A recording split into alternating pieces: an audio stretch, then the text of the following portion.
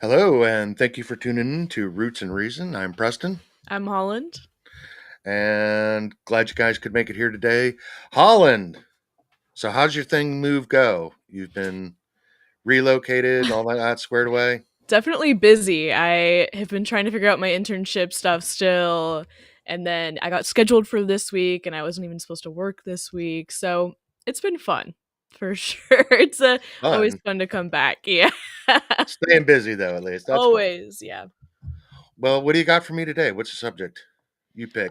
Yeah, so I kind of want to I brought it up a couple episodes ago, but I really want to dive back into the generational divide of what it meant to be a man. I want to know, like, from your perspective, how did you look at masculinity and kind of give you the feedback from my generation? Because I feel like that's a topic that really divides us as a All generational right. gap. So I think it's a really good topic to dive into and kind of see if there is common ground there. Absolutely. Weird thing is the little bit of research that I have done in on this. One of the most bizarre things that I've noticed is you don't see anything on Fox, MSNBC, CNN, CBS hardly. Maybe there's some late night thing talking about men's issues, whatever, but it's scant. But yet, if you hop out on YouTube, TikTok, Twitter, X, whatever, you'll drown in a sea of podcasts, documentaries, conversations, debates, TED Talks by both men and women and academics that are going, there's a big damn problem Mhm. going on with men. A lot of this is, I always go back to most things start that people don't realize with economics. Um, there's a scene in the movie Charlie Wilson's War, the story of Congressman Charlie Wilson, who found out about the Mujahideen in Afghanistan and started secretly funding through the CIA all of this stuff to kick the Russians out of Afghanistan back in the 80s. At the very and they ramped it up to billions of dollars, and they were successful. Um, and it drove the Russians out of Afghanistan. The very ending scene of the movie, he's sitting around with a bunch of other Congress people doing like budget appropriations of stuff, and he's trying to get $1 million for schools. And they're like, come on, who gives a shit about Afghanistan? It's over, man. And he's like, look, there's an entire society of radicalized religious fundamentalist folks, young men, disenfranchised. If we don't help steer this, it's going to come back and bite us in the end. And that was one of the last parts of the credit was we did great things, and in the end, we fucked it up. All they wanted was $1 million for schools in Afghanistan, and then we look what happened in 9/11. Yeah. Um, Ron Paul would call those things blowback. Economics plays a huge role in society. Ray Dalio does a he's got a big book out about this whole thing where there's generational leaps. There's also another guy out there. I can't remember his name, but he's real popular. It's called The Fourth Turning. And again, it's there's like cycles that go through. Each nation has an ascendancy, then it falls. Like the fall of Rome's been studied. That's a guy meme out there. Men are always thinking about the Roman Empire. It's a little bit true. Um, Yeah. but anyway, how does this relate to guys? What I've noticed in the past 20 years, but particularly I would say really got really bad around 2015, 2014. It was, you could see it coming before then. Um, Bill Maher used to do a show before he got booted off called Politically Incorrect. And it was too politically incorrect for pleasant company. So he ends up going to HBO where you can say words like shit and damn and whatever and talk about politically incorrect things. But it had to be put on a cable network. In the course of that, we saw kind of like the end stage of feminism. And before people start throwing shit at me, uh, I am the son of a single mother who was widowed twice. And when she would tell me stories about women weren't even allowed to have a credit card until like 1977, the opportunities for a woman to try and raise 5 kids were scant. It was rough. I could understand why the ERA, Equal Rights Movement, and all of these, that aspect of feminism to give women more of an equal playing field. Totally get it. I'm on board with that. Women should have to suffer as much as men and vice versa. We're all in this together. But it's like it went too far, in my opinion. It stopped being about equal to men, and then it became to be, let's punish men for the evil deeds of the past. And this is something that we've saw really bad the past 10 years, is we look at young people, and I don't know if, colloquially call it woke, but it's the identity politics. There's that whole kind of neo-Marxist, whatever that shit is. It's going to be called a lot of things, but it was, young people wanted to judge the world today, or actually they want to change history, judge history by how they see the world today. We tear down the statues of Washington, Lincoln, he was a slave owner, Thomas Jefferson, and we're trying to kind of contextualize our history through the lens of today. You just can't do that. Most people own slaves at one point in a history or another. Doesn't matter your skin color. White folks did it, Arabs did it, blacks did it, Asians did. I mean, this is a common theme throughout humanity until we progress and get to a point and realize, that's probably a bad thing to do. And society starts kind of, the morality of society catches up, unfortunately slower than our technology, but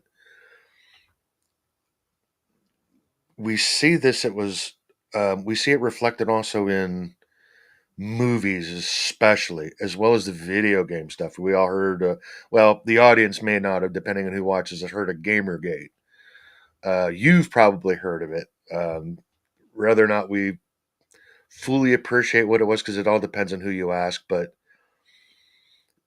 the term toxic masculinity gets thrown out there so much. What is toxic masculinity? It kind of depends on who you ask. If you ask me, I see kind of these people like Andrew Tate, just disgusting and vile. And if we are idolizing men like that, we're fucked.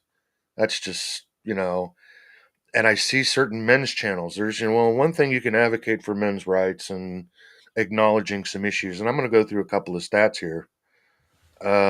We can acknowledge that there are issues and things with men, especially young men. Um, but I've been looking at the manosphere stuff, and you kind of got a Jordan, what starts, I would say, almost like a Joe Rogan. He's a guy that works out, he does his fighting things, but he's actually, I don't know if I would really call him liberal. He's like left of center, kind of just milk toast, white, Mhm. you know, kind of bland, middle of the road kind of guy. Then you get Jordan Peterson, who's a little bit more to the right, and he goes out there and says, make your bed. You can't blame society. You are the one that has to take charge of your life. You have to have agency, go out and do these things. And when they gave surveys to young men, it's like, what is attracting you to this, or why do you follow that, or what? And the number one thing, by a large margin, like over 80%, is they understand, or their empathy. They understand and acknowledge that we have a problem, that I am not being acknowledged by society. And the only time society today is acknowledging men is toxic masculinity. We have the Me Too movement. Again, it's a double edged sword. It's difficult to talk about because, yeah, there's shitty men out there, but then there's also shitty women who will falsely accuse men knowing, got them around my little finger. And there's a couple of actual researchers, women of all, and I can't remember, not Beverly D'Angelo, I'm trying to forget the other lady's name, that actually looked at abusive relationships, of how often women were abusive to men. And the number was shocking because she was like one of the first people to even write about it, really look at it. Everybody just assumes it's like a man beating up, the wife beater, the typical stereotypical thing when you think of toxic masculinity. Then we heard terms like mansplaining. You look at Disney films and there's like this race and gender swapping of everything. Every superhero and like these, I don't watch them, Marvel and DC Universe and all of this, the superhero bullshit. All of the superheroes, your Iron Man and the Superman, and all of a sudden, lately, it's always females. It's girl power everywhere. Well, I'm watching one of the big things they were laughing about the other day was some of like the Star Wars stuff. You got this 110-pound girl, 5'4", kicking the ass of these brutish guys that are like Secret Service and assassins that are 250 pounds. It's like, yeah, it's beyond believable. It's like, come on, you've taken the girl boss stuff too fucking far. And guys, for a decade, we're told you're toxic, and we're watching it. And I'm going to pull up some statistics for you, and it's kind of sad. It was blew me away. 7 out of 10 valedictorians are now women. Over the next 5 years, for every male college graduate, there will be 2 female college graduates. That number is totally inverse since like 1990. 93% of mass shooters, men. Men are 3 times more likely to die of an overdose. Men are 4 times more likely to commit suicide. Men are 12 times more likely to be incarcerated. While in a 2-parent family, treatment of children tends to be more or less equal. However, in single parent homes, females tend to be favored over males, mostly due to behavioral issues. In school, males are twice as likely to be suspended from school from behavioral issues, even for the same infraction. About 2/3 of all teachers in primary and secondary school are currently female, and this is expected to decline future in males to only being 1 in 5 by 2030. 1 in 3 men under the age of 30 have not had sex in the past year. Why is sex important? It's one of the bases for forming and maintaining relationships. Um, Due to globalization, kind of back to an economic theme, uh, as we kind of got more globalized and we moved to like a service-based economy, we saw a decline in manufacturing jobs. A lot of jobs that men occupied. We're seeing that most of the jobs currently that are favoring employment growth coming up are almost exclusively women. That's kind of one thing actually Trump's kind of working on when to bring manufacturing and trade jobs back. That's one of the things I do agree with him on. Um, Men's salaries continue to decline. Women's salaries continue to increase proportionally. Actually, both of them are kind of going down. They're declining in relation to the cost of living, but women's salaries are going up faster than men's. Surveys of women had pointed out, surveys of women have pointed out few women, excuse me. Yes, surveys of women have pointed out that few women wish to date or marry men who have less education or make less money. And as we watch some of the demographic changes, um, really in academics, it's really, really bad. Um, Women are kind of cutting themselves short on the kind of guys that if they've got to make more money and they're more educated, we're seeing a bad trend. Addition, we're seeing teachers skew much more towards female sides. It tends to get better apparently in college. There tends to be in higher education more male teachers than there are K through 12. I guess that kind of makes sense in some sense, but mostly like science and business typically. Um, One that I found kind of interesting was an anecdotal survey of women of what it is they see or like and want in men. And I came across this one. It's called the 666 rule, which is just hysteric, knowing the significance of that number. But the 666 rule apparently is men have to A, be 6 foot tall or taller. Women love tall men. They prefer to have six pack abs, so they have to be physically fit. And they have to have a six-figure salary. Now, this is typically women that were surveyed between the age of 20 and 32. Now, to put this kind of in perspective, how many men in the United States are 6 foot or taller? 14.5%. Approximate number percentage of men who make a six-figure salary total, regardless of age, 13%. The how many percentage of men who are considered physically fit? Currently, about 13%. What happens if you try to get all three of them to get the perfect trifecta? Women have narrowed their choice of men down to 0.25%, a quarter of 1%. Good luck, ladies. You're finding that unicorn out there. Um, Top 10% of males in terms of attractiveness, very subjective, but according to, what is it, the OK Cupid, which actually has some amazing data on it, in terms of attractiveness, are pursued between 85 and 90% of the women that are looking for men. They're all clicking or swiping right on the top 10% of men in attractiveness. Now, the men in the range between 50 and 90% of attractiveness, as subjective as that is, are therefore competing with the remaining 15% of women. Men below that 50% threshold, they're shut out. You're never getting a date.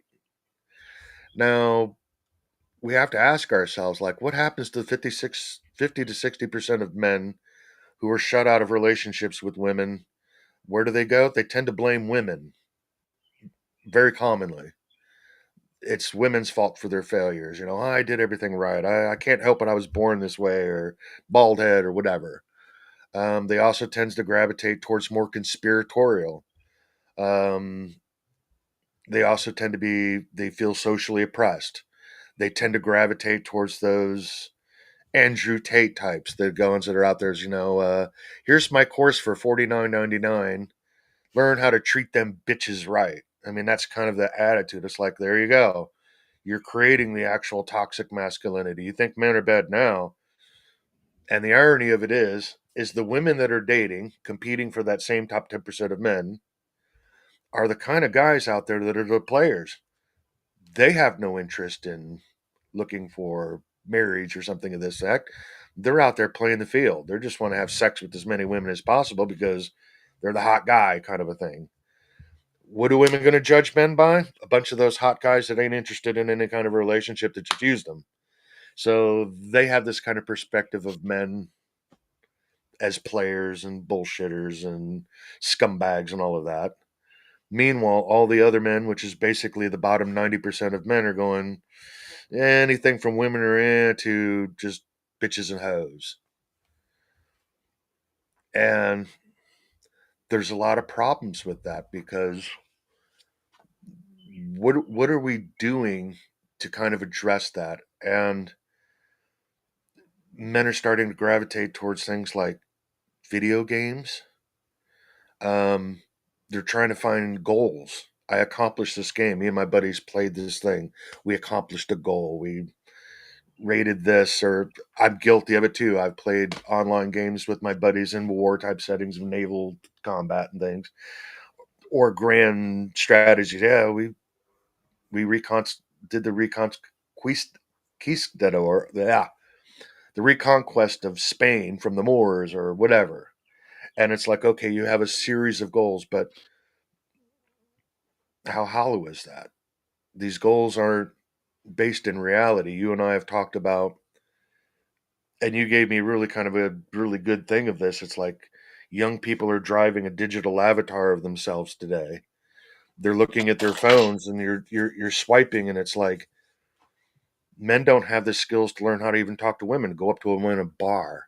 know how to put that juju on. Wink, wink. You got to get your man skills up. You got to learn how to woo a woman. In my youth, there was a thing, kind of call it silly now, but you call it courting. You had to woo a girl. You had to catch her eye, talk up some shit, reel her in. Come on, go out on a date with me. You had to do all of these things. You had to put in the effort just to go out. But you did it face to face. You either did it in school, you were out at a bar, you could read body language. It encourages you to stay more fit. There wasn't a bunch of people just sitting around obese on the couch, flicking on their thumb, digital thing. Catfishing is a big term. Women are really guilty of it, but so are men. All of a sudden, you get on a date and it's like, well, who the hell is this? Yeah. I don't even recognize you. There's a lot of problems with this. And, I would say the other thing is the men are kind of conversing with other men like themselves. They're going to collect with people who can empathize with what they feel and what they're going through. And when you're that, bottom 90% of men, if you're in the 50 to 90, you're going to hang out with mostly average guys. Most men are not successful in how many times we got to go out and deal with rejection from women in dating scenarios. A lot. You got to get shot down a bunch of times before you get one to say yes and go out with it. And then you're really working hard at it because you finally got one to go out on a date with you. When you put it out there online, there's like no effort put into it. Nobody cares. Their attitudes get spoiled. They go to gravitate to the darkest, ugliest places. And we look at like all the lone gunman shooters. There's actually been like 12, 16 instances of people who have tried to attack Trump since 2016. I didn't know it was that much. I only thought it was like three. Hmm. And it's always the lone gunman, lone gunman, lone gunman, someone that's stewing out there, like those refugees in Afghanistan, the young men with no purpose. And they're going to listen to things that get radicalized.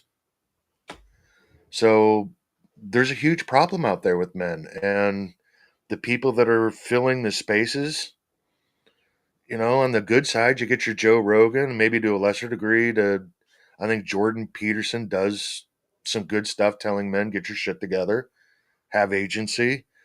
Um, then the dark side of that's your Andrew Tate type people.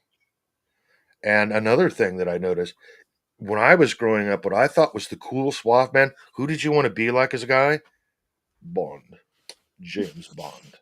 That was the suave dude, the Cary Grant, maybe the Charlton Heston, kind of a bit of a chiseled guy. And now you look at these guys and they're all just like eat nothing but raw liver and meat and work out and over testosterone. And it's like, is that what they think masculinity is? It's a physically like a body manifestation, but it has nothing with. We had talked one time about soldiers. Chatted. I mentioned a thing of the weird thing about a lot of soldiers that go into it is to protect other people.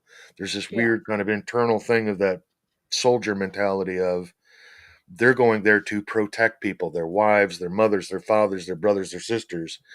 And it's a sacrificial thing. They are going to war to protect my tribe. Um, there's a reason why no one's joining the military anymore. Very few. What do they got to protect? The system's kicking them to the dirt. So again, the weird thing is if you actually listen to TV, cable news, not really a problem. It's a little problem, not whatever.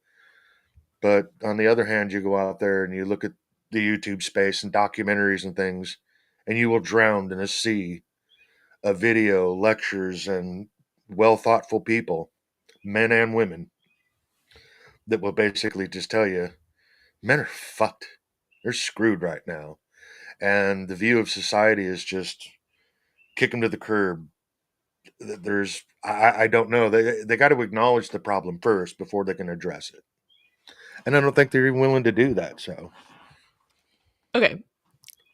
That was a lot, obviously. I wanted to let you get it all out, though, so I can kind of know your whole picture before I say anything, which I know um, doesn't seem the usual path of an argument, but I kind of wanted to know your whole picture before I even jumped in and said anything. And I have one more kind of follow up question to that, because I feel like you talked a lot about what's wrong with the current times and their view on masculinity. And then you have the hyper masculinity idols like Andrew Tate. But if you were to define what it meant to portray like good healthy masculinity, what would you say that is? Like, yeah, you have those Right. characters, but because my generation is so detached from what that looks like, describe what it means to be the idealistic man. Again, from my generational kind of point of view, it would be today obviously much more considered traditional. Men were typically breadwinners. I mean, this is a difficult part nowadays because with women into the workforce, a lot of even marriages today are kind of more of a co authorship. There is no breadwinner, housewife, that scenario anymore. Yeah. Very little of that. That's a difficult adjustment. But from a man, there's masculinity that's good. It's the guy that wants to come home from work and play with his kids. It's the one that wants to take his boy and go fishing or take him in the backyard, show him how to cut and measure wood and make a tree house. It's, I can't wait till I get home and, see my wife or take my wife to dinner. There's an attachment to men are very, I don't know, I would consider it concentric. You have your tribe that starts with yourself. Without yourself, you can't do anything for anybody else. Then it, becomes family, then eventually into your wife or your spouse, and then your own family and your children and stuff. And that's like, I could think of my brother in law, John. He's probably one of the classic, quintessential, truly masculine guys that I know. My oldest sister's husband. He worked his entire life in the steel mill, worked like a damn dog. Man, that man never turned down a double shift. I mean, come home just falling asleep. That's lucky he didn't kill himself in a car accident on his way home. And he worked his entire life from the day he got out of high school until he was eventually in a bad motorcycle accident. But he was close to retire, but thank the stars when that happened. Damn near died, but he worked his whole life for his family. And I remember when they were young, they argued and stuff. That's all typical kind of a thing, but I don't believe that man ever laid a finger on her. Um, their son went into the Navy. Their daughter kind of lives by them now. Avid reader. They really kind of, were big on the education thing. Music was another thing. Um, there's a thing that you have to have something to protect.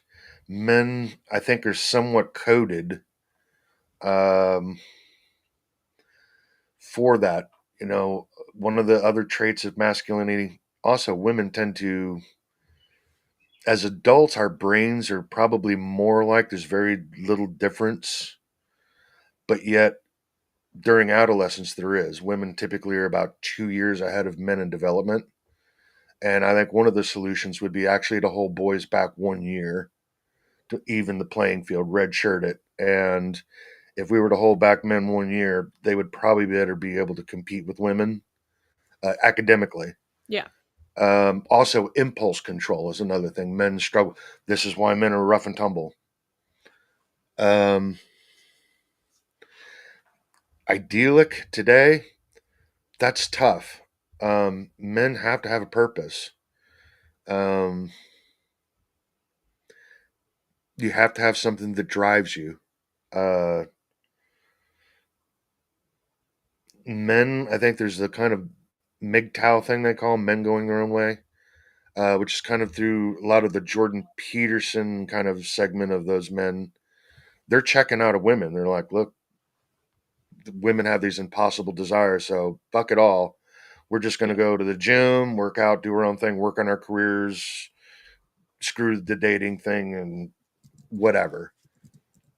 Um, the reason they get attracted to things like gyms and hyper focus on careers because they have to have that goal. In the absence of a family, um, the other big one is probably the lack of mentorship. Um, this is one of the reasons. I mean, I look at like Appalachia or even farm communities. If you notice houses back in turn of the century, 1900, mid 1800s, thereabouts, they'll have two front doors Yeah. because grandma and grandpa have this little corner of the house. It's like a house within a house.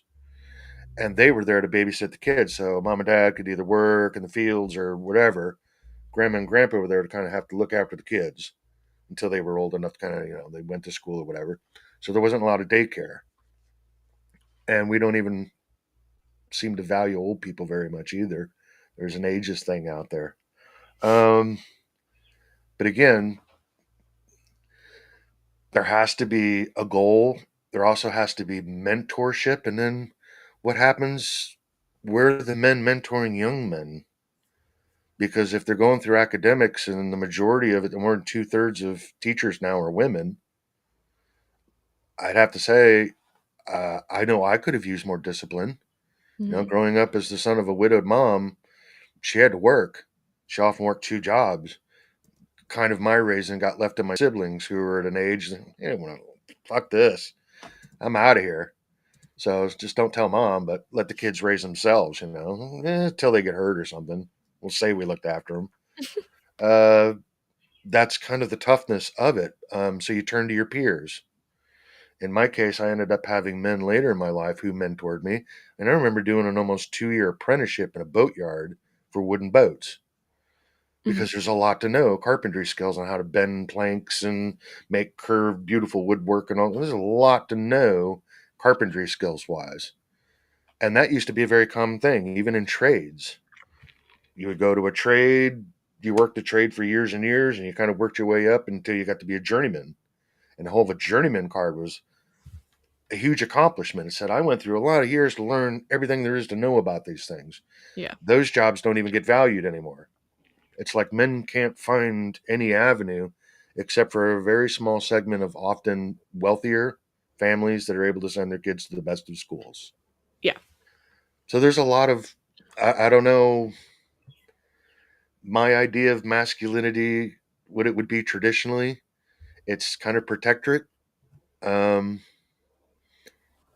but I don't know if society, if we're that's even legit anymore. I really don't know. I mean, I'm at a loss. I don't because the world's different now than it was before. Do we really have a need for? I mean, I think we do, but I have no evidence for that. I'm at a loss on how to fix this stuff. Okay, so we know there's an issue, but unsure on how to move forward. Okay. Well, I don't even I know if even other men would even agree with my version of like masculinity because I Yeah. think it's also going to be a little bit dependent on what age group you're from in the world. The world I grew up in is compared to the world your boyfriend grew up in. What is Yeah. his vision of masculinity going to be? I think it's funny because from the men my age, when I talk to them, it seems they have this similar idea. And it might just be because it does come from a religious background. They all went to private school, they go to church. So having that traditional Christian outlook on things definitely reinforces the men need to provide and protect.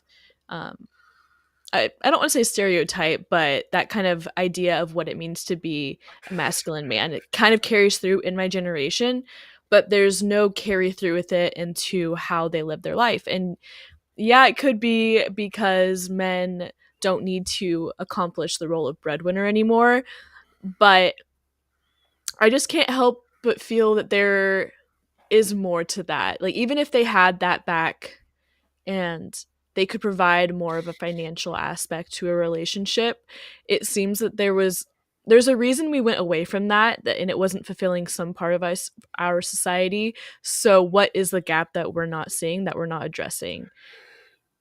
Well, I don't think it was necessarily a choice. We were this way for 200 and some odd years of this nation's history, and long before that, Yeah. traditional roles existed for almost all of humankind. For It sure. really wasn't until the late 70s, well, I'm going to say even early 70s. I'll even point the date to 1972. How about that? For And what specific reason? we became hyper financialized in our economy. The economy itself shifted. In the case of a lot of, I think, women looked at feminism as a win. Hey, look, we're free, we're equal. Mhm. But you look at the jobs that women talk about they want to be equal in: CEO, president, senator, whatever. You don't see women out there wanting to be bricklayers. You don't see a bunch of women out there fighting over a welder's job. Mhm. So it's the equality that they're looking for is the typical type job, and most men aren't getting those jobs either. The men who I get those jobs are your Jeff Bezos and your Zuckerbergs and these people. These are that Pareto principle. A yeah. very, very small number of hyper competitive, almost psychopathic men that are willing to work 18 hours a day, sleep on the floor in their garage, as Bezos did, in order to be successful. But even though it is a small percentage of men, there's a small percentage of leadership roles out there to begin with, and those are taken up majority by men. Oh, yeah. Oh, here's a good one for you. Do you know that there are more CEOs in the United States with the name of either James or Michael than there are women CEOs total? Yeah, I believe that. So, okay. Now, to compete in the realm of men, because men are hyper competitive. I mean, if we're not coming to Yeah. fisticuffs, we're coming out there in the financial world like your Gordon Gecko stuff. There's going to be a much smaller number of women who are willing to go out there and take it on the chin to put up with the hyper competitive nature. They exist. They're out there. Yeah. But if there's a small percentage of men that are like that, and there's a small percentage of women that are like that, it's not really a men and women difference there. It's just a really small percentage of people that are hyper competitive to begin with. Right. And that's why you also find even, well, you're going into law. Yeah. When I look at even lawyers, what was that lawyer's name for Johnny Depp? That woman was amazing. Oh my God, she was a pit Oh. bull. I forget her name, but do you ever watch that one? Yeah. I Holy mean, it shit. was a crazy trial for sure. Razor sharp. And it's like, okay, I happen to follow because it's a vanity thing for me is watching all these cases like Karen Reed, and I'm trying to think of that other murder case that's going on right now. Um, I watch a lot of female attorneys, Yeah. and a lot of them tend to have a female perspective. I even look at their audiences. Emily Baker, mostly women. On the other hand, Andrea Burkhart, man, she's got a lot of wrinkles in her brain. I love that girl. I got a little man crush on her brain, man. I just like how she analyzes stuff. She's very logical. She's also a little bit guy like. She's into like men's sports. She's into boxing. Mhm. She's like 50. Holy shit. You know, how many women do you know are in boxing? And she's like, it's the most pure athletics I've ever come across because you can't bullshit nobody. Yeah. And that's kind of the way her mind thinks. Well, guess what? That's a lot like a guy thinks. And that's not a common trait in women. It does exist, but it's not common. Um, the hyper competitive stuff, yes, I think that's mostly kind of just a Pareto principle thing. Yeah. Um,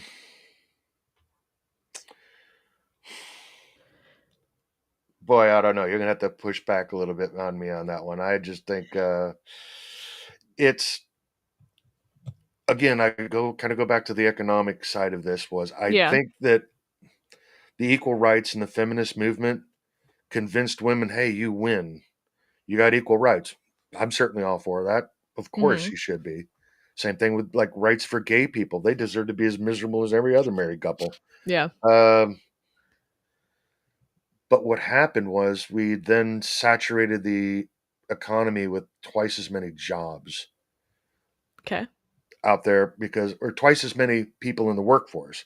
Well, not quite. It was only like an additional 40% of women going into things of the service industries, admin, HR, teachers, a lot of things of this nature, Mhm. which is made sense because we stopped manufacturing. We moved manufacturing to China, Vietnam, Cambodia, Mexico, everywhere else. So a lot of the guy jobs left. They were filled by females. Uh, One of these days, I'm going to have to play it on the podcast, or I'll send it to you. There was I think it was like a women's stockings thing, legs, stockings, whatever. It was an old Yeah. commercial that you're a woman. You can you can bring home the bacon, you can fry it up in the pan, and you can never let him forget he's a man. And it talked about the woman. That was like the '70s version of the woman boss kind of a thing. And yeah, women went out and did it. And all of a sudden, by the time they hit 40, they were like, I'm fucking exhausted. Yeah. I got to come home. I got to cook. I got to raise the kids. Now I got to work a full time job. And then, of course, when you add 40% of the people to the workforce, guess what happens? Wages stagnate. You got more people than you got jobs available. So there's a lot less competition. And as a consequence of those kinds of things, uh, they have ramifications. And I think that shift in economics, and it's not just specifically for men. Men are taking the brunt of it, but young people are really screwed. And we'll have to have another conversation on a specifically on a generational thing about that. Mhm. But in combination, I don't think people chose to kind of change the way of like traditional values in relationships or how men view women or women view men. I think a lot of this was actually kind of in response to economic changes. Oh, well, a lot of it, not all of it. Yeah. I don't really understand that because you're saying the economic change happened as a result of women entering the workforce, which I would say Mhm. women entering the workforce was a visual representation of women pushing against the traditional Well, values. that was certainly part of it. I don't deny that. That was and that was part of in order to sell kind of the feminism as a win. Um, we also had to one thing that we failed to do that you might find in more conservative circles is a value of the family. Mhm. Uh, when you look at folks who are going to church that are definitely in the social conservative kind of sides, the value, the amount of value or quality given towards the family is generally much greater than you will find in liberal circles. It's not to say that liberals hate people, but when you look at how dysfunctional families are, and it's certainly not to say that even the people on the right or the Christian right or anything are living scot free out there without problems. Mhm. But we told women that having a baby or being a homemaker was no longer value. That was a low status thing. It's the same thing that we're doing with men in the trades fields. In the course of kind of looking up some stuff about men, it's amazing how many people out there like, I need welders, I need plumbers, I need electricians, but I can't find good qualified people like this. He goes, I got 11 job openings Mhm. and I can't, and guys are not interested. Why? You don't want the stigma of being a plumber. Look at society treats it as it's the chubby guy with the ass crack as he's over there, looking under your sink, kind of fixing dirty pipes or something. Well, unfortunately, civilization to run effectively in a modern technology, someone's got to put pipes in the ground, someone's got to run electrical wires in the walls, and these things have to get done. Yeah. And we treat it as a low status. Well, we did the same thing with wives. We said being a mother is a low status thing. Why would you want to sit home and do whatever he tells you? Being a slave to your old man, the ball and chain, and having to look after these little snot nosed kids all day. What a pain in the ass. You deserve better. You deserve to go out there and be a secretary for minimum wage. 'Kay. You could be the woman boss. Yeah. I'll I'll get back to that part of it in a second. I kind of want to go back to women in trade jobs because I think you brought up an argument that men naturally gravitated to those positions more than women, right? Mostly because they're physical. Yeah. Yeah. I don't know if I agree because I have a lot of friends that I grew up with that were really interested in going into the trades and welding and plumbing, electricity.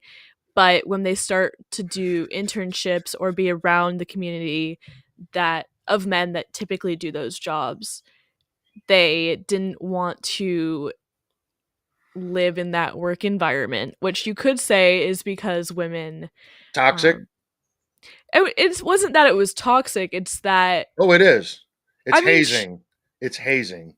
sure there's hazing involved, but is it really the women that don't wanna do the jobs, or is it men that feel better than for completing those jobs, so it makes more sense to have this environment of hazing and pushing out and being better than that keeps people from wanting to join in? Because there is a lot of money for the people that are doing those plumbing, electricity, HVAC, because there is no one going into it, they're making bank by being the only Yes, they ones are. providing South service. Park did a whole episode on the richest people in the world ended up being the handyman Yeah, because and nobody knew how to fix a dishwasher. that's where we're headed, but is it because people aren't interested in those jobs or that the jobs aren't available, or is it the environment that those jobs have created? Like, you really have to break through and have tough skin to get in, which is I mean, maybe it was always like that, It's but always been that way. To give you an idea, I eventually ended up working high steel, which was those big, huge radio communications towers. Some of the largest are around 2,000 feet. mhm, I had a fear of heights. I took that job to conquer my fear of heights. yeah. Didn't entirely work. My first day on the job doing that, um, I brought two pairs of boots. Well, I brought my tennis shoes that I wore, and I would put my boots on at the job site. I go to get my boots out of the back of the truck to go put my boots on, and this is my first day on the job, and it was in a place called Gillette, Wyoming. We were putting up one of the last Loran C towers. It was only 750-foot tower, but still tall. They spray painted my boots pink and put sparkles all over them. So I had to go through with my boots from then on out until they literally wore off with pink sparkly boots. And they all laughed and giggled. Uh-huh. And on my first day, I can actually take that back. This was in Valdosta, Georgia. We were doing a change out of an antenna for a television station. And the first group of people go up and they set a block and tackle, which is basically a pulley. And then the guys, several people of guys with rope, they'll Mhm. each climb up a portion. They tie the rope together. And then the next group of guys go up and tie the rope together. And then they loose it. They pull the rope through that pulley. And on the other end of the pulley, they tie a metal cable to it. And they run it up and then they run it down. And it's on this huge giant drum that comes on the back of a semi truck. And all it does is there's a guy on there with a diesel engine and he's just working the winch. That's all it does is wind it up or unwind it so that you can pull the metal and materials to go fix the tower up there, the steel. Uh-huh. Well, on the end of that cable, to keep it from just slipping back through the thing, they put this great big heavy weight, just like this big giant pipe with these eyelets welded onto the side and rebar. And you would take your lanyard belt and you'd clip on. So at the end of the day, you're hanging 1,000 feet in the sky and you would ride the cable down instead of having to climb it down. Well, I've never been on this before. And I'm coming down from three-quarters of the way up the top. And we would communicate by signals on a walkie talkie. Whoop is up, whoop, whoop is down.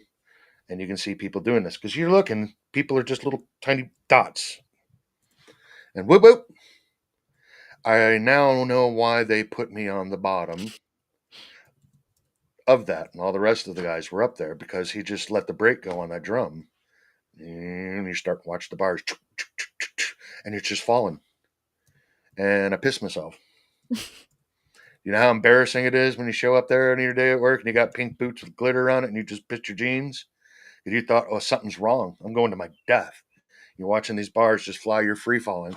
And all of a sudden you get kind of towards the end, you can feel the drag on there and the guy's pulling back on this big brake, slowing the drum down. And they're all having the best laugh of their life. That's the hazing. That's typical on construction sites. Yeah.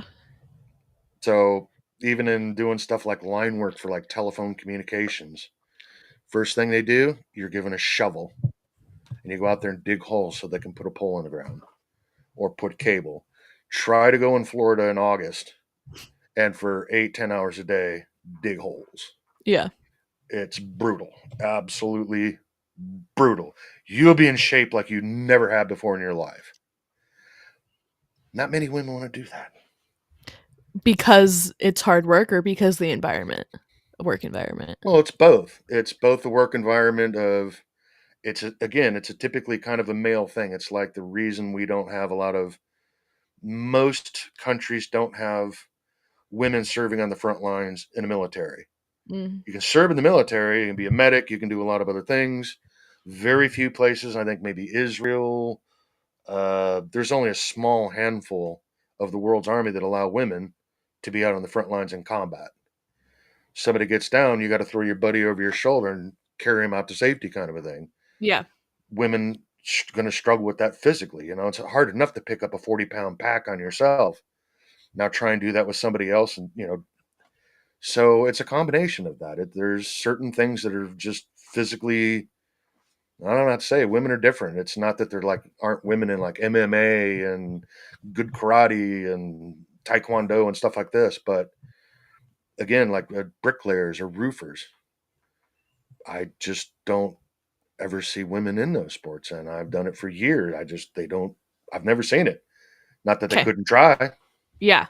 So it might be the work environment, and we can both agree that men are just biologically built to be stronger.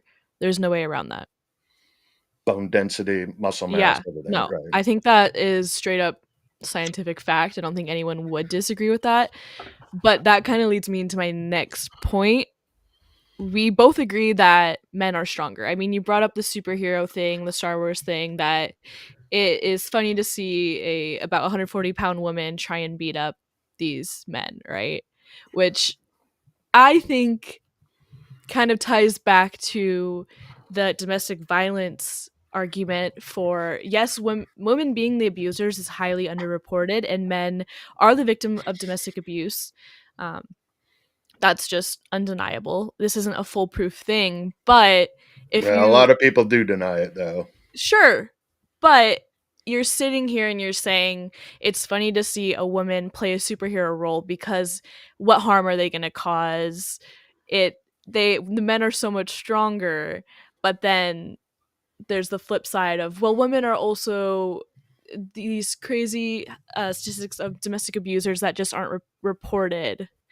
But I think there's a huge gap between yeah, women can be domestic abusers and there can be awful women that do that just like there can be awful men that do that, but the damages that a woman can cause are a lot less than what a man can cause.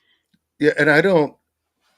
And again, I mean, I could care less if women superheroes out there. There's always been that, even like protagonist in movies. There was, one of the thing I always hear is why is like Disney go through all this effort to like both gender and race swap everything from the Little Mermaid to Iron Man to Batwoman. I mean, everything. It's just Hmm. it's the sheer amount of it. It's this kind of prevalent thing. And it's not just that women are like kicking the ass of a man 3 times their size. It's also we look at like the Star Wars thing. Luke had to go through the hero's journey. You probably trying to think of the guy's name who kind of coined that whole term of in literature how a man goes through. He's young, he's cocky, he's got to get knocked down, he Yeah. suffers, he sheds these things, and he finally becomes a man, a real man. Hmm. And then all of a sudden, when you see the woman's version of that in a Star Wars kind of a thing, it's Ray, the Star Trek, I guess, protagonist. She's born with every skill in the book. She didn't have to struggle with anything. And she just picked up a lightsaber and she's using the force, throwing people around. And it's just like, oh, okay. It's the prevalence of that just like so over the top. Meanwhile, I look back in history and I can't help but think of the gal from Alien. There's your strong female protagonist. She ends up kicking the alien's ass and the kind of everybody else dies. She survived. Even in the Terminator, you had what's her name there? She's the one that ended up kind of. There's been a great many depictions of women who are like the strong female character, but it doesn't always have to be a physical thing. Sure. And in addition, the other sad part is in the same way that it's like we turned our noses up at women being housewives or wives as though the importance of being the matriarch of a household is somehow beneath the modern woman or something. I Yeah. mean, can you think of anything more critical than trying to raise a child into adulthood that's functional? And 2016 is the first time in our history in which children are doing worse than their parents economically, physically, health wise, and almost every metric. Um, and we also looking at kind of the rise at the same time of single family households, single parent households, and stuff. Um, I don't know how much meaning there is, but I suspect there's a lot of meaning to the way human beings are simply wired. There's a reason for the two parents kind of a thing, the kind of breadwinning and the nurturing, and there's this balance, yin yang kind of thing to it that husband and wife had to work together to raise their kid to be a better job or a better life than they had. Yeah. I think that I agree with um a lot of that. I just when you look back at the shift away from it, there had to have been this common idea among women that their role as being a mother or a stay at home mom wasn't appreciated or wasn't valued to begin with, which led to a shift for something else. So I don't necessarily think it's feminism that brought down that sense of respect. I don't know if it ever truly existed. There are some points of history and literature where that that role of being a mother was valued and people got honor and respect for that.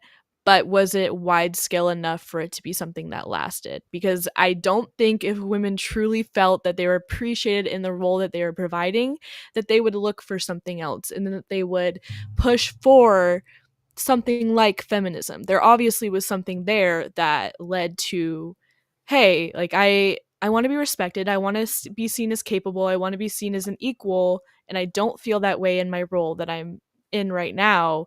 So I feel the need to do something else, or I want to do something else. Well, when I look at the baby boomer generation, those post World War II, you look at a lot of people there that were, these were people who met during the war. Hmm. This service guy was in Hawaii, or this army base met this nurse that became his wife. They're married 70 years later. They're still married. And how did that endure? And it's not an uncommon thing. That was the majority of people, but there was like a shift that took place in the 60s. Okay. And I am seeing there was kind of a shift towards more of a towards individualism for one, you know, fuck the man. It's all about you. The whole hippie movement, tune in, turn on, drop out, do a hit of acid, screw the society. It's all about you. Hmm. And that was like the beginning of what I would call the me generation, which unfortunately is today's boomers. These were the product of the silent generation. The silent generation had long lived, stable marriages. And all of a sudden, by the time the boomers got around, these are like divorce rates went through the roof. Yeah. Feminism came out, uh, the peace, love, and hippie movement. And again, on one hand, I can't help but say, I get it. People that are going, well, I'm anti-war. Let's fight for. I get that, but in the course of pursuing everything from an individualistic point of view, it's one of the aspects why I kind of identify with a term rarely used anymore is paleoconservatism. There's a magazine called American Conservative Magazine that, as toxic as this guy is to even say his name, Pat Buchanan, um, there was an idea of something that was greater than the individual. There was something that I owe you as just being a shared member of our society here in the United States. Um, Part of the reason we're doing this podcast, one of the things I feel like there should be some debt of impart the little bit of wisdom that I have, maybe to just that handful of younger viewers that trying to navigate life and figure out, why is this thing so fucked up? Why is things just a train wreck out there? Yeah. Find out where these things began. What was it? And again, I go back to the 60s. And I won't blame it all on feminism because I don't think it was any one thing, which is a bad habit that we have today. Is we always want to look for a problem and pour out all of our, angst towards this thing when the world's very complicated. It was me. I do think it wasn't the initial parts of feminism. It's like feminism got going too far. And what do you mean? Just give examples of how feminism has gone too far.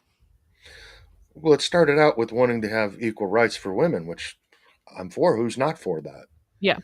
And then it became more of the, like I said, it's you can do anything. It's the girl boss thing.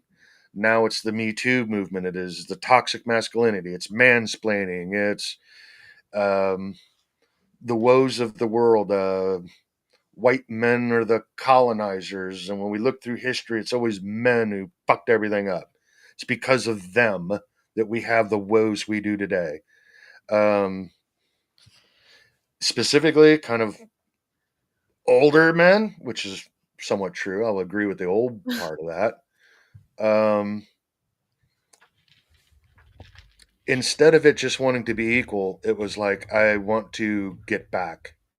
I want there to be an aspect of revenge. I want to put my thumb on it. They screwed us for all these years. It's time for us to do the same to them. Where do you see that specifically, the let's get them back?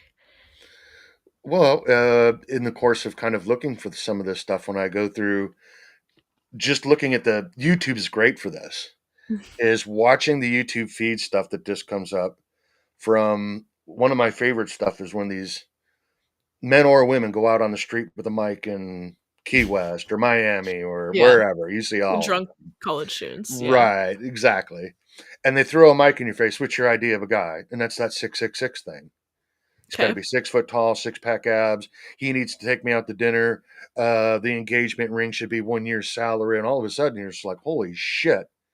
The expectations of what you're getting for a man. And again, the irony of it is roughly 80% of women are fighting over the top 10% of men. Sure, but those videos are coming from a very small percentage of women to begin with. I mean, No, the I women that are agree. on a town, most likely going to a very expensive state school, are in an environment where they can find the 666 and in a place where they're drunk, hanging out with friends, and probably not making a statement that is true to what they actually believe, but more of just the typical, I'm in college, I'm going to say, I'm going to put this out there, but I don't know a lot of people that hold true to that. And if they do, they come from a very narrow group of people that are being interviewed by these random people that are going Right. on a street. They know that like not teen that young college girls are going to be wasted. They're out to have fun. They probably just had a bad experience with a man. So that's coming from a very specific context. Well, in some of those, yes. But I'm going to push back on that and go, as we've mentioned before, that young people today, particularly Gen Z and now, I guess, Gen Alpha or whatever they're called, um, they've never known life without the internet, their digital avatar. Yeah. Jonathan Haidt does a really big thing. I watched a thing about a dozen charts all up to the right. Suicide rates, depression amongst women. When you look at the time periods this took place, it launched in like 2015, 2016 with two things: the smartphone Hmm. and the ascension of social media. Facebook originally, then Instagram. And in place of a lot of going together, the big thing when I was in high school is going to the school party kind of thing. We had a designated place at the end of the street. We'd have bonfires. Everybody sit around, or house party when someone's parents were out. Be a keg of beer, and everybody's just hanging out and you're mingling. And that was the Saturday night. It was like, where was this Saturday's party? Every weekend it was somewhere, and Yeah. it moved. And now, when I watch like guys just checking out of society entirely, they live on the gaming world. That's it, or their Mhm. phone, and you're seeing a marked decline of actual in-person social interaction. The digital aspect of this is going around.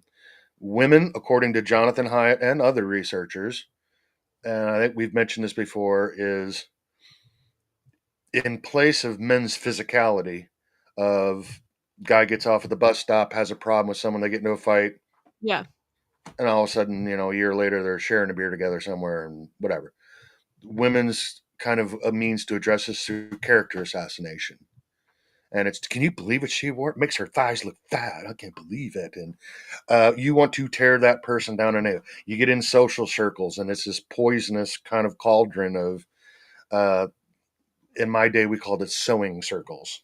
Mhm. And I think part of the thing of when women get together with other women, you will have, maybe there is a gal that's actually out there that's kind of seems to have her shit together. She's really wanting to date a guy. Maybe she's not totally with the blue hair and the nose ring and all this kind of shit, but uh, I would call it kind of just more normalized, typical.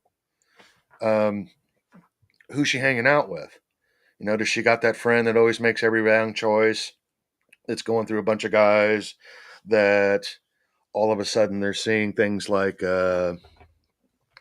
sexual promiscuity as being a way to attract men for whatever reason. Um, Hypersexualization seems to be another very common thing. Men used to have to go by things like porno tapes or dirty magazines, and it's now you go to anywhere online, and there's girls out there just willingly, and it's just like the sheer volume of it is I mind blowing. think it's important to not assume that the porn out there is willing. A lot of it is not. Well, it might not, right? I don't know what the statistics on it. I have not even looked to dig It's into pretty that. drastically not consensual. Um, but there's also a, again, I cannot help but think that there's been kind of a hypersexualization of young women that were, not to say that women like weren't, there weren't women who were sexually promiscuous even in my day, Yeah. which ain't that ancient ago, but it was much rare. There was Mhm. always, you could tell, and it kind of was a vibe even in school. It's like, she's not one of those. She's a good girl. She'll go out, she might date you, but you're not having sex, or you get the first base, that's it, because she's the kind of girl that's going to go and be in a serious relationship, get engaged, married before she provides herself to you sexually. Yeah. Um, I think there's less importance placed on that for younger women. I think it's a lack of their education, whereas I could tell you a million reasons of things that young men aren't being taught how to be real men. I think there's also a thing of no one's really paying attention. Moms or dads out there trying to say, this is how you carry yourself, or this is how you maybe should. The repercussions for being a promiscuous lifestyle are long lasting. Everything from reputation to diseases and just everything. There's a lot to that. Sure. Unwanted pregnancy, the whole bit. Yeah. Um, there is, again, I'm seeing, I don't want to say it's just feminism. There's been kind of a shift. I can't help but go back to the 60s. I don't entirely know what the 60s, like I said, I don't want to put it down to any one point. I would say, again, we created a financial system where we moved to globalization. We became service based. That's part of it. Yeah. Feminism and academics is another thing. Um, More and more women in places like teachers. There's not a balance out there when everything's skewed. And we look at it again through Hollywood. There's a very feminist centric kind of view because it's not. Watch some of the like the movies too. It's not necessarily that there's anything wrong with the girl boss thing. Nothing wrong with that. But another consequence of it is when you look at how men are treated, like in sitcoms, it's always Hmm. the bumbling moron. Remember that show, Everybody Loves Raymond? Well, the wife was the smartest one there. The man was just like Archie Bunker from the 70s. He was the old, crass, misogynistic, semi quasi racist. He's a moron. And his kid, his son in law, on the other hand, was no meathead. He's a famous, I forget it, Rob Reiner, Hmm. who's now a very famous director, very hardcore liberal. Um, he's always depicted as kind of the hero of the story. It's always this started long before you were ever even born, Yeah. and I've really truly witnessed. So it's hard for me to kind of say where it started and what the actual because it's the only world you've ever known. Yeah. So you're saying, okay, we go back to the 1960s. The its impact on the economy is what you're saying led to these kind of ripple effect issues for men. That's part of it. Yes, Part I of it. think when we added 40% more people to the workforce in 1972, I could pull up the chart. It's quite Sure. literally where wages they've increased marginally, like 2% or something. But then when you look at the cost of living, cost of housing, cost of everything else, Yeah. all of a sudden it's like alligator jaws. It's going up way faster than wages are. Okay. I mean, right now you can go to Chipotle and get a buy now, pay later for a Chipotle. You can make 4 payments on a Chipotle burrito. Tell me something's not wrong with the financial functioning of our society if you now have a payment system for a burrito. Yeah. I mean, it's definitely interesting. I think it's funny because there's definitely two sides of that. The cost of living and then the actual kind of like GDP of things. And when women enter the workforce, GDP actually goes up pretty drastically. 1960s to the 1990s. There's a huge spike in economic development within not just the United States but other nations Well, that also in 1972, the matter of we started basing economic prosperity by GDP. That yeah, wasn't always the case. sure, but there was a significant influx um of economic growth Oh, right. when women entered the workforce. Nationally, productivity absolutely went up. There's no doubt about it. Oh, But then you absolutely. have the cost of living Well, that wages never went up, not proportionate to productivity. sure, but And there's this extra income within our economic world coming from women. sure. And at the cost of what? We left children in places like daycare. And Sure. all of a sudden, now children are getting raised by strangers. A large portion of the wife's, at least initially, was used to pay things like child support or childcare. Yeah. Well, it's like, okay, half of your wage is now going literally to pay for the childcare to give you the right to go work that job. And it's not quite that bad now, but in some places it is, depending on where you're at. Mhm. So it's like you're literally working net benefit for about half of what your actual wage is. Now, the economy, because of that, is doing better. You got two people making an income, of course. Yes. Economically as a whole, sure. But you as an individual are diminished. It's the same thing of people say inflation is the rising cost of goods. It's not. It's the devaluation of how much money you're getting paid. It's like cutting a pizza up into 1,000 slices instead of four. Yeah, you got one slice, but it's worth 1/1000th instead of 25%. But I think that's running under the assumption that the only value in work is money. Well, there's purpose in work provided that's the primary income because of what other means do you have? I mean, this is the only way we've had and we're going to have to look at changing this by the way because especially with the AI stuff, it's the rise of robotics. A lot of those jobs everybody keep talking about manufacturing jobs that would encourage more men, better paying. It's not Mhm. going to be the net benefit that people think it is. Eh, Yes, there will be some jobs.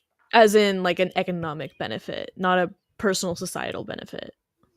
No, as a societal benefit, there will be greater productivity and things of this nature. But as an Yeah. individual level, um, there's just not going to be that many jobs available because what used to take a man on an assembly line building these cars is now being done by robots. So, what is the man going to do out there, or a woman? Mhm. Hopefully, they're going to be out there servicing the robots until they find a way to have a robot that can actually service the robots. And then again, we're watching technology is generally what they would call deflationary. The more technology you have, the less people use. You know, it's the old saying is the last buggy whip and before the advent of the car was the best buggy whip ever made. Yeah. But the next year, who gives a shit because everybody's driving a car. So that technology's out. All them people, the leather makers and the buggy whip peoples, and they're out of a job. Mhm. So it transferred to something else, a little bit more higher technology. And technology tends to do that. It's deflationary over time.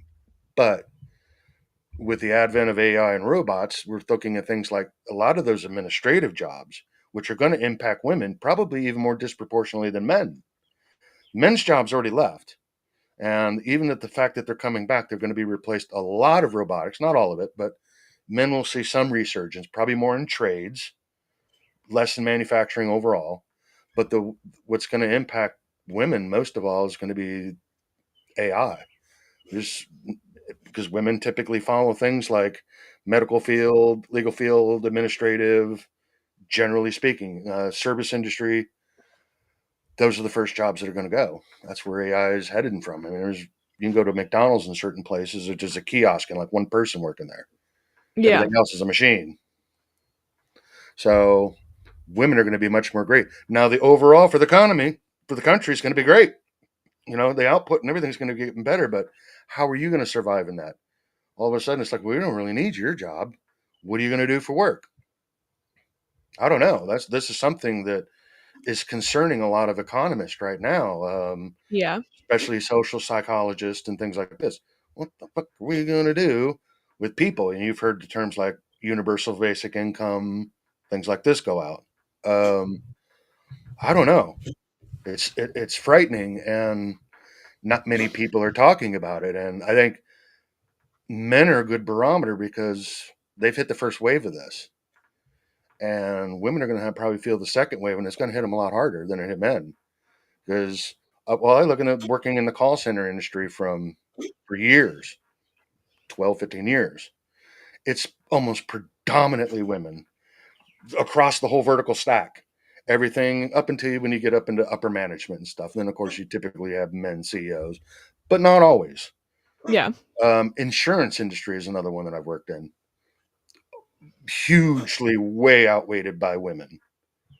And that was one of the most soul crushing things I've ever done for a man. I became suicidal at one point of listening to people, average people trying to get their health insurance and stuff canceled, or they failed to pay these medical bills because their doctor didn't fill out a form or something. Spend 8 hours on a phone listening to people cry because they're about to lose their home. They're Mhm. about to become homeless because of a medical thing they can't pay for. And it's the most soul crushing thing I've ever went through. Well, those a lot of those jobs are going bye bye, man.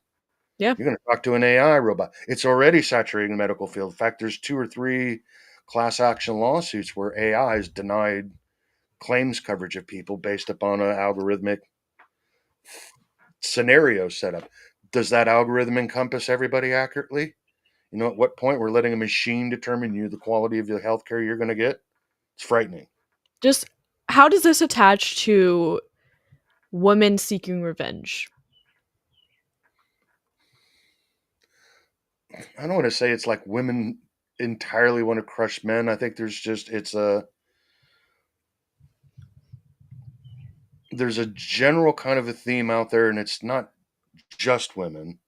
I think it's a younger generational thing where they want to say this to the boomers. It's Yeah. because of you people that we're suffering. And that's only partially true. You know, we touched on this before where I think it's like go after the people who write the rules, your people in government that are saying, Mhm. look, let's create this law, that law. Okay. How do all that kind of stuff get passed? Well, unfortunately, it's the boomers are the ones who vote. When you look Yeah. at any kind of voting statistic, guess who votes? That a boomer that they got the day off. They got nothing else to do. They're retired. They're going to be down there voting. There's no chance they're going to miss it. Young people got to work a job because they're trying to live hand to mouth. The economy's got worse. It's like you can't miss a day. You get sick, and it's like I can't make rent. So it's fair for the people in my generation to flip off boomers and blame them. Uh, I don't think that encapsulates the whole thing. It's Okay. not. Boomers again operated again. One of the things I went back to earlier. I think young people today are trying to judge history through the eyes and relevance of today. Yeah. Um, how fair is that? Are we going to tear down every model, every founding father that we had because they did some transgression? Are we going to say, well, look, it's all white guys' fault for having slaves because my great great great great grandfather owned a slave when he was in England or something? And I do just I? think that doesn't happen in the real world. I think maybe in Twitter and online, but in day-to-day interactions there isn't a lot of this sense of um seeking revenge on people of the Oh, past. I would disagree with you on that. Again, working in the call center industry, in the healthcare industry specifically, Mhm. I am not going to mention the name of a company that I work for where I got literally suicidal levels of depression. But I initially started out working out of a branch office in Memphis. Okay. One, I was the only white person on the team. Two, I was the only male person on the team. There were 16 other women. And I remember coming into my very first team meeting and goes, "Where's the honky at?" And that was a common theme. This is from my manager. Okay. And don't need to go any further because that animus was just dripping. And I had to go in there and struggle every day. And then I had to be there long enough to be able to transfer to just another place. In this case, it was a department as like a claims examiner in another city. So you would have benefited from having more diversity as in more white males in your Any workplace. men, don't matter the Right. color. Yeah, that had nothing to do with it. But So there's something to be said about having um a diverse workplace to avoid the tribalism and um, kind of push off of someone who doesn't fit the group.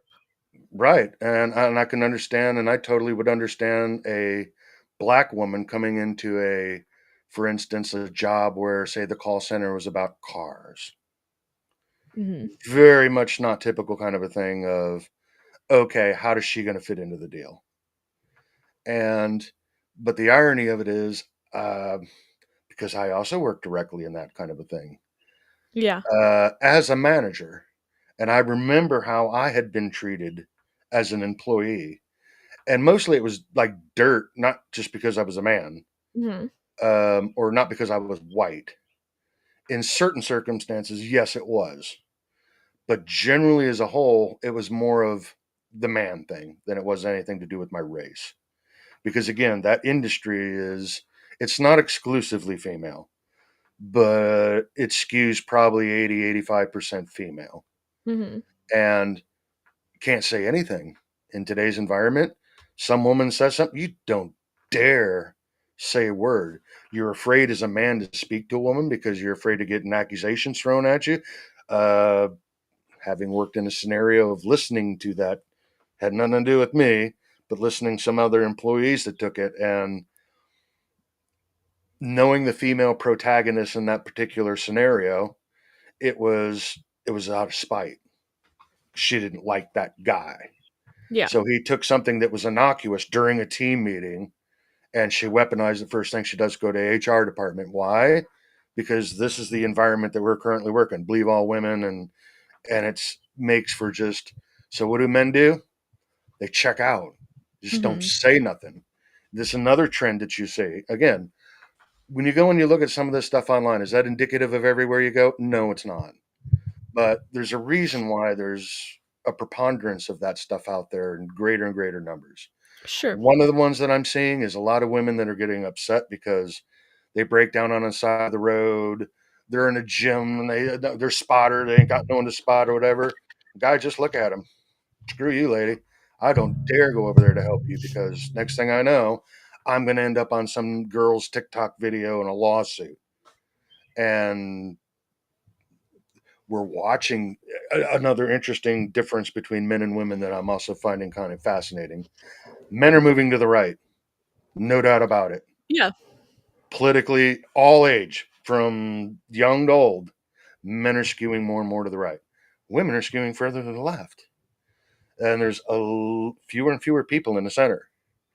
And this is another new dynamic in addition to things like finance and social constructs and stuff that we have to deal with is now there are men and women who won't date outside of their political affiliation.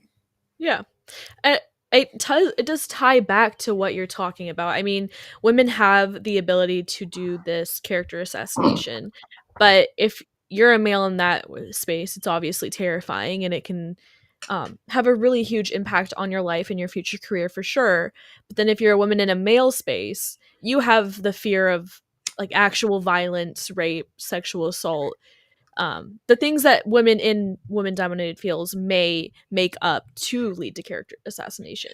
But there's this dual sidedness of there's a threat on each side, and when you don't want to recognize the other side of it and you don't want to take accountability for the things that your gender might push forward, then it creates this divide. And that's why people are clinging to their politics more, because it feels like you have to pick a side. Like, no, women can be awful and men can be awful.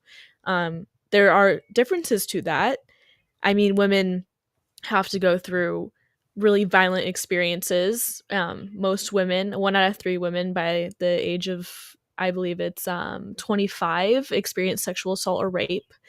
And when men get accused of things all the time for sure, but we're in a place right now where men are still in places of power and authority. So yes, they experience a devastating character assassination, which is not right by any means. But when they move to find a different spot, the men in power are going to be on their side. They know what it's like. They know um, that it's hard to face these allegations. But at the same time, though, that creates an environment where people that aren't just facing allegations, that I mean, it's the truth behind those allegations, Right. are being protected under this blanket effect of, oh well, the woman could have been wrong, which again, the dual-sidedness of, yes, trust every victim, but don't be someone that lies about an experience, because it does take away from the ability to trust a victim.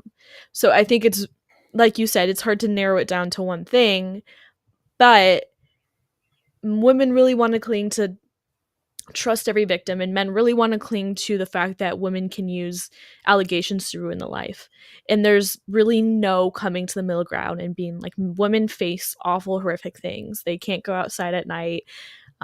There's this understanding that we are weaker no matter how much we work out, no matter how much we try and be better. There's just no way to avoid situations uh, of danger and like sexual exploitation. And men don't want to acknowledge their part in that because they feel accused. They feel accused because women go Right. through things and say that they do go through things, that they have this perception that all men are like that. And that's obviously false, and no one actually believes that all men are like that, but men take it so to heart and feel so accused of being locked in with their gender, and women as well, obviously. But this defensiveness and needing to prove that you're better and that you're not like the bad ones is not the point of it.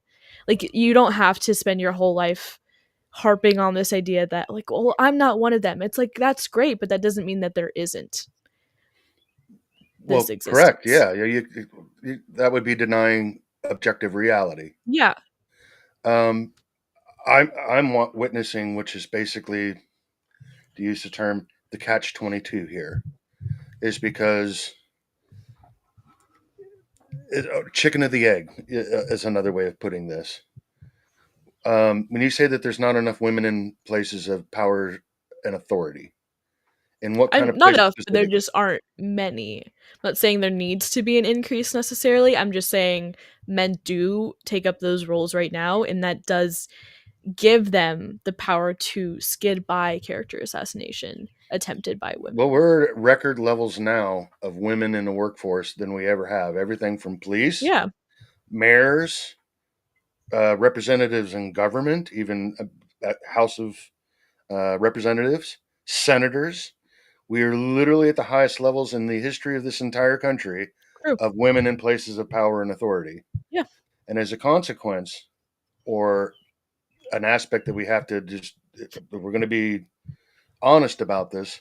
When I say that the catch 22, the chicken and the egg kind of a scenario is in the sense that we've diminished the role of, I'm not going to say diminished the role of men. Yes, I am. Where we've diminished men just by the very stats that I've given you. When you look at what's going through the education system, what are the amounts of teachers? These are, regardless of what we think of school is just purely an educational thing, it's also a place where kids are spending now typically 7, sometimes even 8 hours a day, 5 days a week, sure. um, being taught by people mostly female. And that's going to be up to like I said, by 2030, 1 in 5 will be men. Yeah, Now, that's just the gender disparity that's taking place in academics from K through 12, even secondary. yeah, Add into that, though, a lot of the issues that we're talking about today, and for instance, things like when you look at stuff like SSRIs, the ADHD kind of a thing that gets put in, yeah. why this was never even heard of when I was a kid. I remember having teachers grab me by the nape of the hair, take me out and paddle me in a hallway, misbehaving, not paying attention. And again, boys are 2 years developmentally during adolescence to women up until about the age, I think that really comes back into sync around age 24. Prior to that, especially, I think women start like menstrual cycles as early as 12, roughly is kind of an average 12, 13. Their hormonal kind of changes where they're developmentally at that point is one of the greatest differentials between men and women, and that's 2 to 2+ years. And when it comes to things like impulse control, and I don't know how much I believe this study that I read this morning, in order for a boy at the age of 14 to be able to be comparable to impulse control of a 10 to 12-year-old girl, he would have to be 24 years old. Mhm.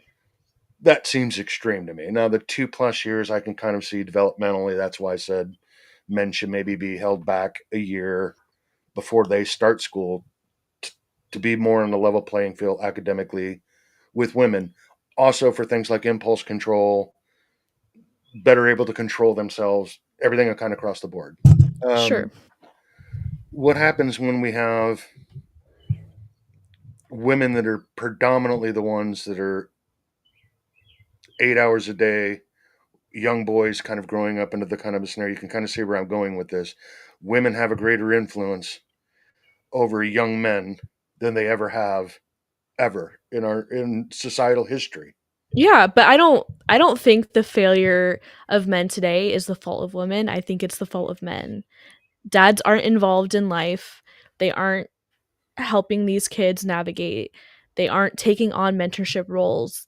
They aren't showing men how to be good men. And the men that do want to take those mentorship roles are Andrew Tate. That's why he has so many Right. followers, is because young men do want that role. And other older men are not filling those roles. So it's not the fault of women or the fact No, that I'm not women saying are that it in is. power.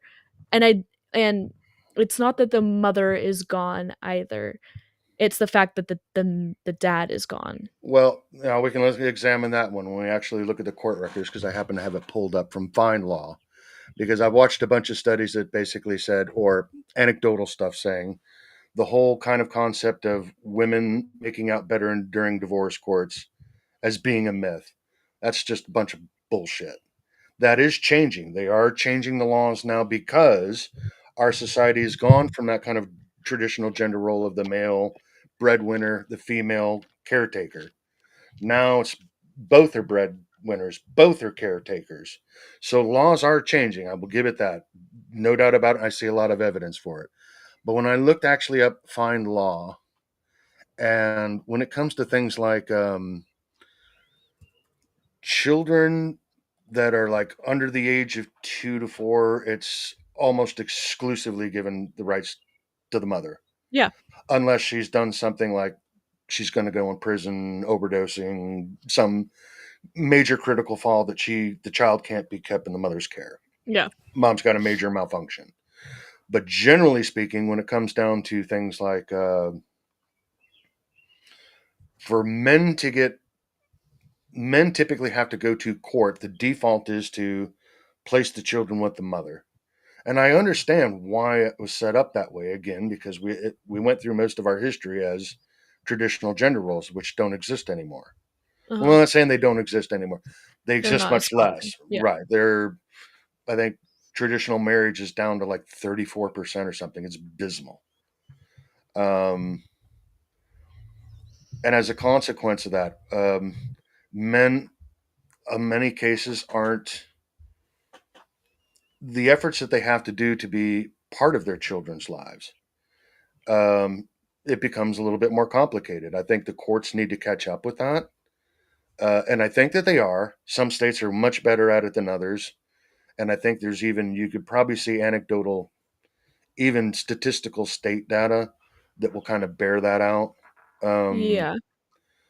but for men to be part of their children's lives, I don't deny it. You're absolutely right. Even when we had traditional gender roles, not every father took a part in his son's life. I mean, I saw that even in my generation, which was Gen X, was a lot of fathers that were, again, to the credit to say my brother-in-law on one hand, he was the quintessential breadwinner. Um, his kids, it didn't matter what sport they wanted to go to, they could go. They would get driven to school, it's football, baseball, softball, anything. And at the other hand, they took vacations together. But how much was dad teaching the son when the dad's working a double shift in a mill? Um, do we need to do it more? Yes. There's no doubt I doubt it, because I think a lack of mentorship, and this is one of those things that even I went to, is the Boys Club of America. I wasn't in the Cub Scouts or anything, but I did go to the Boys Club, and that was a place where a bunch of kids hang out. We played games and Pop Warner, and then we had our little baseball league, and um, the coach was the fatherly figure kind of a thing, and the mentor and team, play and teamwork. Just there was that kind of mentorship that took place. One of the things I had a lot of respect for, I grew up with a lot of Hungarians when I was very young, because outside of Chicago, there was a lot of very multi ethnic, except it was you had a black part of town, you had a Polish part of town, you had an Asian part, Mexican part of town. It was amazingly divided. Literally, Yeah. neighborhoods were divided by streets of ethnics. And but when you went to school, didn't matter. You're all riding the same bus. You're all in the same class. And as a consequence of hanging out with a lot of Hungarian kids, their uncles would come over. Now, on the other hand, dad might have been working a double shift at the mill, but the uncle would come by because he wanted to go fishing. Well, let's grab the kids. Let's go, boys. Grab your fishing pole and let's go do these things. That happened. And it's kind of go back to, say, the turn of the century when I mentioned cabins used to have two front doors. You had grandma and grandpa there. There was a family kind of dynamic that took place that grandpa could all of a sudden, the child would sit at his feet and he would say, "Listen here, boy." Now, I had very little of that because my grandfather died when I was small, but I do remember a handful of times between the age of 4 and 6 Mhm. of listening to stories about the Great Depression and how everybody suffered and how it was during World War II and victory gardens and everybody recycled. You couldn't find junk in a street because they recycled everything for the war effort. And sitting there just fascinated and listening to these stories and it wasn't just grandpa, it was also grandma. And we don't have that anymore. We don't value old people. Um, and unfortunately, we're creating an entire generation of men who do not know how to be mentors. I don't. I could see there's a couple of ways to go answers to this, but I don't. Nobody that's actually in power and authority, man or woman, is really taking any of this shit very seriously.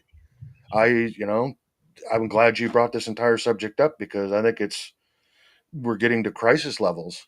I bet you if you were to actually look, and he said 1950 to 1960, how many women were brutalized or raped or sexually assaulted on a street compared to last year?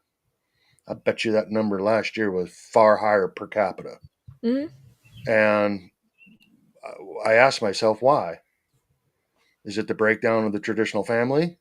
Is it men not mentoring their sons and saying, look, you don't rape women. This is bad. Or you got to set an example how to appreciate another human being.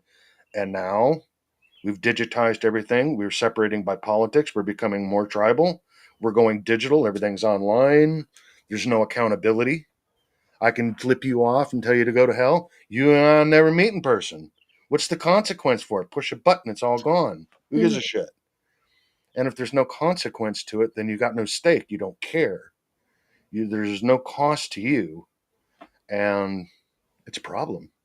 So I acknowledge. Look, you make very good points here, but I still think that there's. Well, if I want to go into it politically, I just happen to look at a couple of cities where we've skewed very heavy towards women, Yeah. and the outcome ain't great. And is that because women are incapable of being in places of authority and power? I don't think so. I think it's the problem is in the same way it affects men is the wrong people are attracted to power and authority. Yeah. I think the problem is bad people in general, regardless of gender. But with women going into power, it's not the women being in power, it's the fact that men aren't stepping up in other ways. That is, there's a lack of male influence in everything, and if that the influence that does exist is not great. And I do agree that there would be a higher rate of domestic like assault or rape nowadays, but I think it's really truly just because back then it was just not reported. um I mean, there used to be a common law that you couldn't rape your wife because you're in a marriage and it's impossible to rape someone that you're married to. And there's that kind Well, of the term under the ideology. thumb. Yeah, yeah. I mean, the You anything can the beat size of your your wife thumb, as you could long beat your right. wife. Yeah. Mm-hmm. So I don't know necessarily that it's even, I wouldn't necessarily say it's worse today. I think it's just more understood. Um, and I don't think it's the fault of women. I think it's the fault of men not knowing how to find purpose outside of having a controlling sense of power. And how do you teach men, and how do you have good men that know this already, but how do you teach men that there is fulfillment in having authority and power that doesn't come from domination, and that comes from sacrifice. Well, the bit of when you read things like the Federalist Papers for the founding of our country, and you look at kind of the concepts, the high ideals that our founding fathers, Madison, Jefferson, particularly, um, the people in power authority was supposed to be a sacrifice to go into government. You were already wealthy. You're a wealthy landowner. Rather you had slaves, you're growing about whatever it was. You were usually in a person of power and position to go serve into government to serve your fellow man. Was you're taking time off from that. You weren't. Look at members of Congress. Why do you make $174,000 a year, and then even like Marjorie Taylor Greene, within like 2 years, all of a sudden she's worth $30 million. Where the hell all that money come from? Yeah. And this kind of attracts like the wrong people to that gravitate towards these for obvious financial reasons. But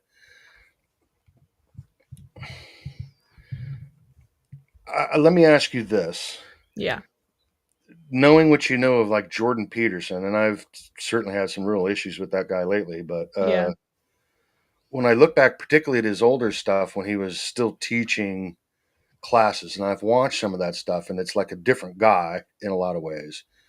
Um, why do you think he was so villainized by when he's, his first rule? That, I mean, he literally got in that whole thing that made him famous on Channel 4 in the UK. So what you're saying, you remember that whole clip? Oh my god, it went viral for 6 months. Just go through so we can be on the same, and everyone else can be on the same exact page of what you want to. Or he was talking about things of social hierarchies. Where we talk about things like the Pareto principle. There's a small number of people, men or women, that tend to be overachieving that actually produce the greatest amount of net benefit. Mm-hmm. And then as that number gets lower and lower, it gets smaller and smaller. Um, and while he was bringing up things about hierarchies, the newscaster was basically trying to get the gotcha moment. And unfortunately, that's one of the big problems with modern media. It wasn't about trying to listen to understand or learn anything. It's listening to respond to get the gotcha and the clicks. Mm-hmm. Um, and he was talking about hierarchies. And when he brought up the thing about the lobsters or whatever, and I mean, that all went viral. And she kept saying, "Is what you're saying is," and he's like, "No, that's not what I'm saying." It's like she's literally not listening to him.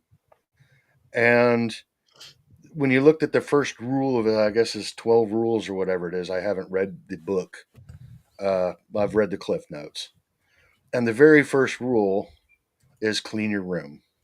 That's his advice to men, boys, young men, whatever, is just clean your room. In other words, it's a metaphor for get your own shit together.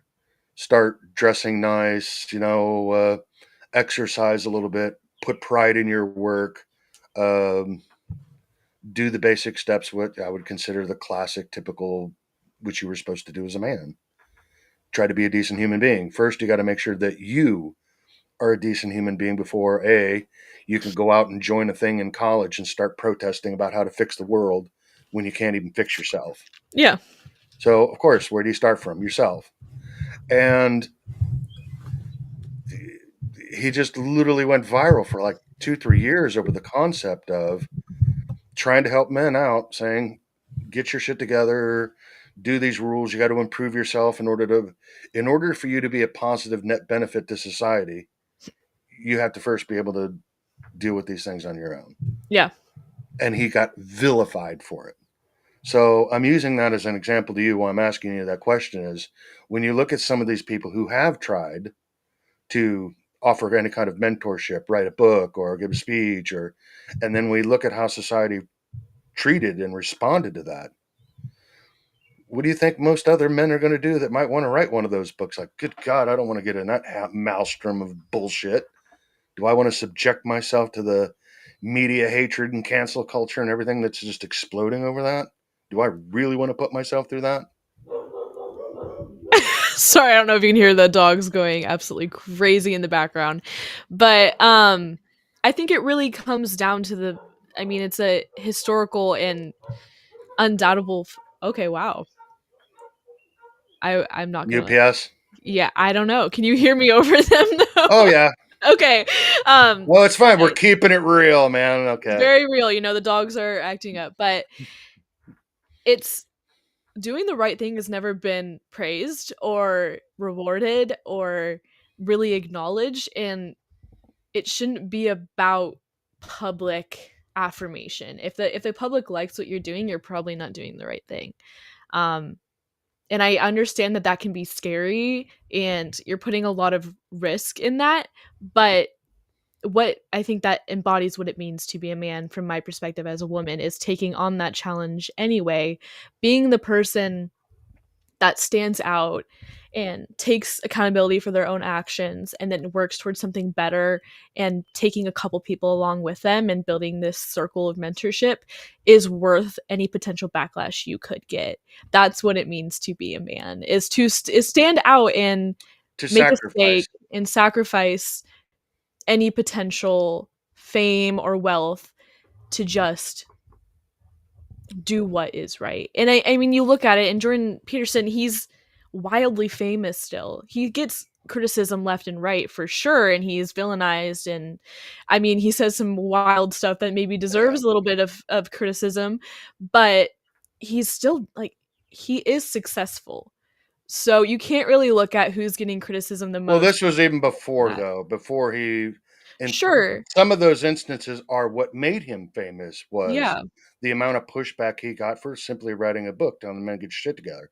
Yeah. I mean, What would most women successful books sacrifice? are written by authors or embody people within them that are receiving wild criticism, but then end up uh, being historical figures that we look up to. I mean, Socrates, like he received crazy, Right? crazy criticism, and now we look at Give me him the hemlock. as a leader of ethics. So it's you can't look for people to affirm what you're doing, and I think men need to be bold and confident enough to step out into that, um, and let go of receiving positive feedback, because that positive feedback is going to lead you to the incel group or the hating women or blaming it on women. Like we just need to take accountability for what we can do as a person, um, and not point fingers all the way around. It's important to address issues where they lie and not let people go unchecked, but I like the first step of look inside and deal with what you have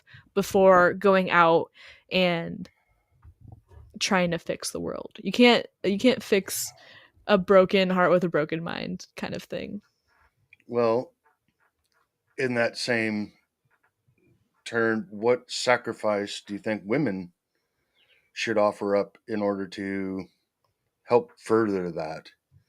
Because if we're talking about things of empowerment and places of power and authority, what responsibility or what role might women have into that? Because I don't see a lot of women out there that call out women's poor behavior either. I don't see a great many women going, you know what, that's a fucked up kind of way of thinking that you're thinking there. And, hold on a minute, that's not fair, or holy shit. Yeah.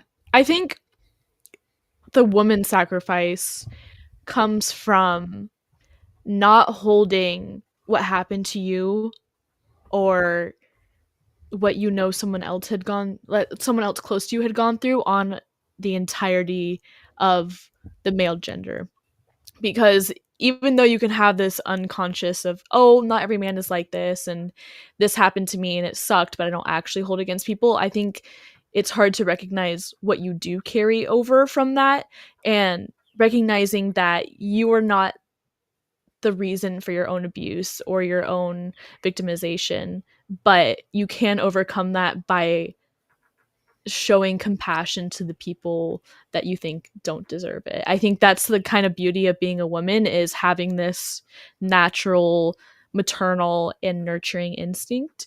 And that's the sacrifice of women having to realize that you're not powerless if you give into that, um, and letting there be room for grace and empathy, and not feeling like that takes away from your own power or not feeling helpless or weak because of it. It's really building up other women in these traits and allowing there for room for women that want to be stay-at-home moms and mothers and live that traditional lifestyle, while also allowing the room for women who just don't see a place in being a mother and then leading a different, more corporate or economic status kind of thing. But I don't think that women need to feel like we have to keep fighting as hard as we continue to fight on all topics. Obviously, there's still room to be made in a lot, but instead of just fighting, turn back and help those who have already fallen, help the people that were victims,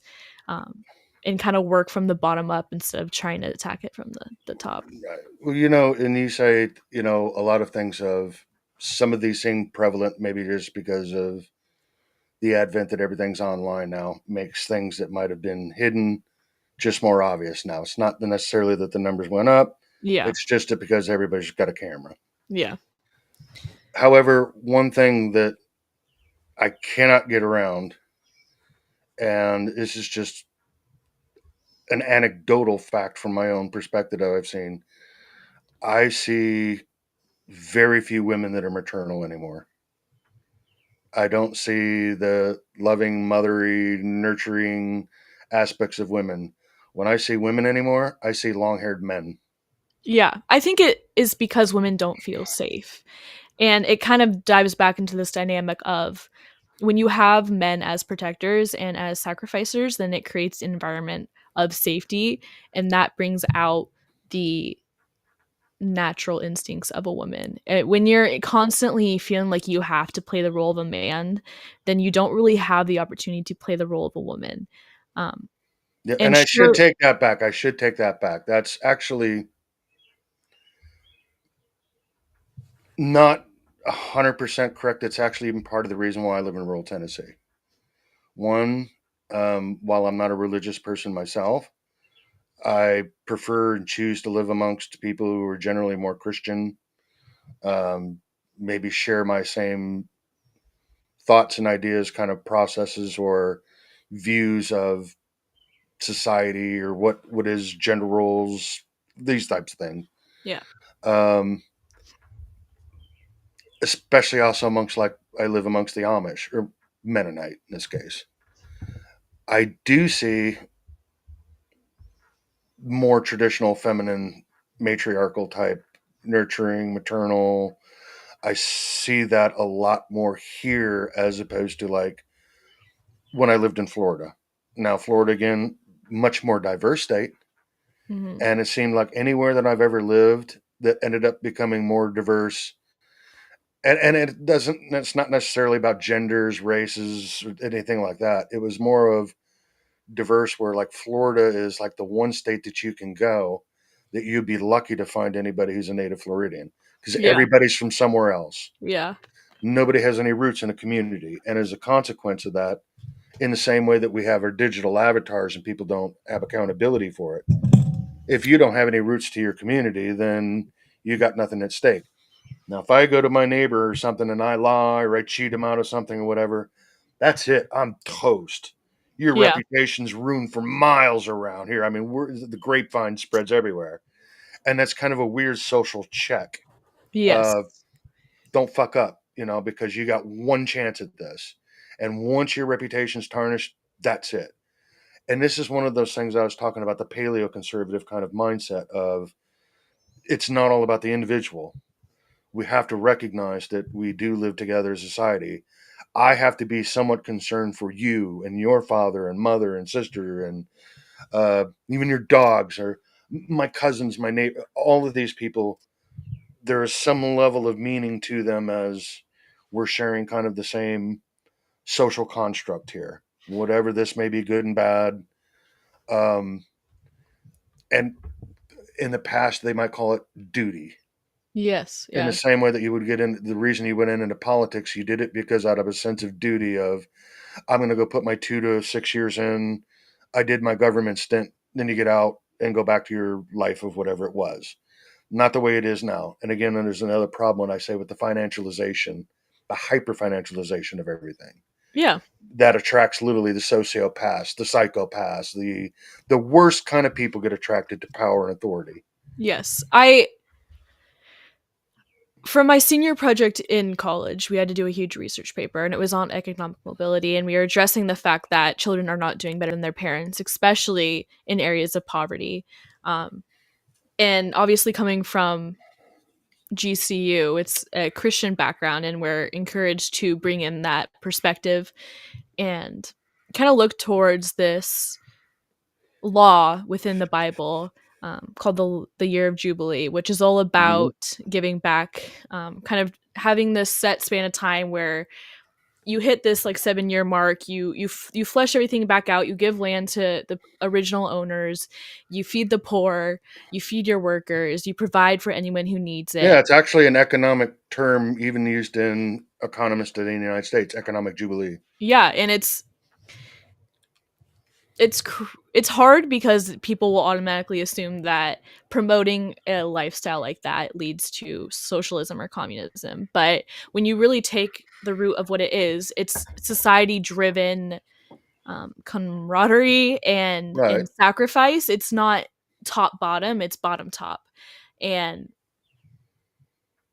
it's one Let's of the say you had reasons. a unique perspective though, because you are going to a college that is very much unlike most colleges, Yes. and please do acknowledge that because um,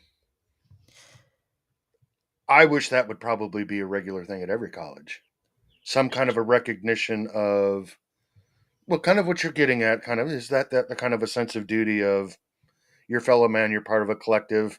And I know you're talking about like socialism. That's like the worst word to ever use, especially nowadays, you know? Yes. But that's why that idea automatically triggers like, oh, you believe in socialism or you believe in communism. There's a complete detachment from there being a reality of people taking care of people instead of the government taking care of people. And this idea that organizations, nonprofits, and churches and communities can come together and take care of each other so that there doesn't need to be this governmental force that dictates this Right, orchestration of right, services and making sure everyone's okay and is provided for. And how do you show a world that's so scared of becoming a socialist or communist society that those underlying principles of those ideologies can be true. It's why people cling to them. It sounds good. We like that. It feels right. It feels right for everyone to be right. taken care of, but show how it needs to be implemented in a different way. And it's really hard in diverse communities because there are very different ideas of how that should work out. Right. And I think that's why you gravitate towards more rural or like Christian or Amish ideas because there's this underlying principle of like we know what it looks like and we're going to carry it through the same way. Right. There's a homogeneity to it. I certainly Yeah. admit to that. And, you know, despite I said in my early life, I lived amongst a very diverse population. And it simply is easier living in a homogenized one. I can tell you that. It just is. Yes. Um, I catch a lot of hell. Um, I can think of some forum fights. Oh, some epic ones out there going, hey, you know, the United States is already a socialist thing. We got conscription, the draft, property taxes. Guess what? I don't have any children, but I still have to pay property taxes to educate your child. Yes. Yeah. I got no problem with that. That doesn't bother me. Why? Because I think it's important that your child and every child in our shared collective here is well educated. I don't Yeah. want a bunch of morons, you know. Look at our government. We've got plenty of morons already. Um, that is a weird shift. And I, you know, I wonder, I'll have to ponder that because I wonder how much kind of, and I never really kind of considered that in a religious context, but how much of that kind of a more traditional, the aspects of like the, like a Christian community, the debt jubilee, these kinds of concepts. Because even paleo conservative, like the Pat Buchanan wing and all those folks, were very much the social conservatives of the 80s. On one hand, they were a pain in the ass because I couldn't go to watch Ozzy Osbourne without getting protested to the devil's music. Yeah. At the same time, though, there is a kind of the social contract. There was the debt to my fellow man. There was a kind of there was concepts of that and why it is important. Kind of a duty, civic duty, Yes. used to be a thing, and it isn't now. I look at kids today. Well, you brought it actually up. The almost all economic strata went down except the boomers are actually the only ones that are actually gone up their share of the actual economic benefit of things. And I don't mean to like pick on the boomers, but that's just a fact. Um, but in that, I think how to kind of word that. When I watch young people today, their view towards their own country is dismal. I mean, they're I can understand why they want to tear down the statues of our founding fathers. They want to like spit on everything that the country stands for. It's not that they want to revitalize it and get back to something that we had before. It's no, we want to scrap it and go to some other model that is failed everywhere else in the world every single time it's been tried. Because this time it'll be different. Yeah. Never is. But I don't understand. I don't see people, unfortunately, other than maybe Christians and certain people on the right that actually make an argument that Western society has something of value. There are kind of social constructs and things of shared civic duty, whatever, that if we could do it ourselves, the less we need the government, the better. Because Yeah. if anywhere is going to attract all the psychopaths and sociopaths, it's there. But when it's in your own community, it's easy to recognize a Yeah. You sociopath or a can check psychopath. easier. Right.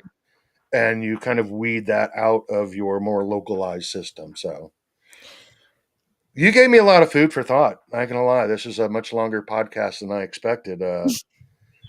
I mean, there's definitely more I would love to get into, but I do think it probably just do a part 2 or something another time. Yeah, we'll have to kind of touch because I'm gonna have to like ruminate and digest some of this stuff, and probably be a little bit more specific in some of my arguments instead of the view from the moon Yeah, I'm getting me into gonna the. it was hard to really hit everything. I maybe should have jumped in, but I did want to get a bigger picture perspective of the entirety of your review.